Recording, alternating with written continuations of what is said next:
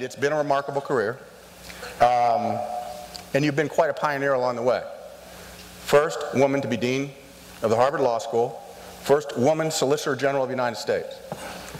You're now the fourth woman to serve on the United States Supreme Court and one of three presently serving.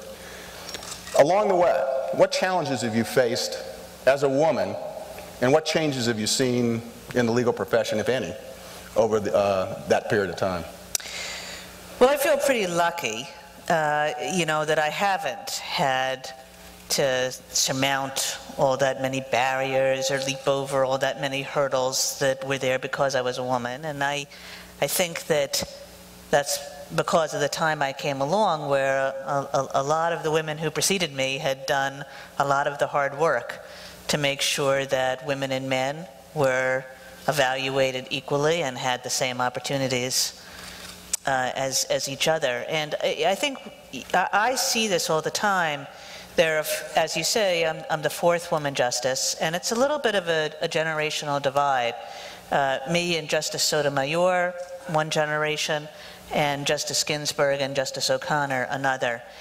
And Justice Ginsburg and Justice O'Connor, when I think about their lives and the kind of barriers that they had to knock down along the way, it's really quite inspirational. And people who 25 years before I got out of law school and nobody took them seriously, nobody offered them jobs. If they wanted to go be a clerk for a judge, everybody laughed at them.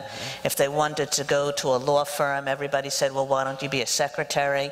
I mean, these women who were graduated at the absolute top of their respective marvelous law schools, and they just pushed through it all, and they somehow managed to have these absolutely remarkable careers, have remarkable families at the same time.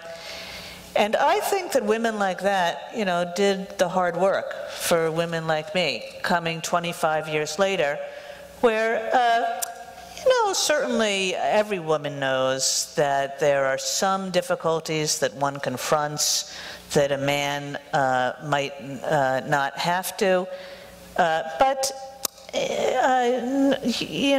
nowhere near what my predecessors did. And to tell you the truth, there were also things that I got because I was a woman. I mean, I'm not sure I'd be sitting here. I'm not sure that I would have been President Obama's nominee if I weren't a woman, and if he wasn't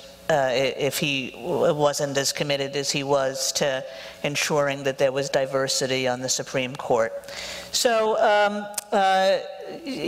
mostly what I think when I think about this question is how far we've come, and how much I owe, and all the women who have come after me owe, to people like Justice Ginsburg and Justice O'Connor.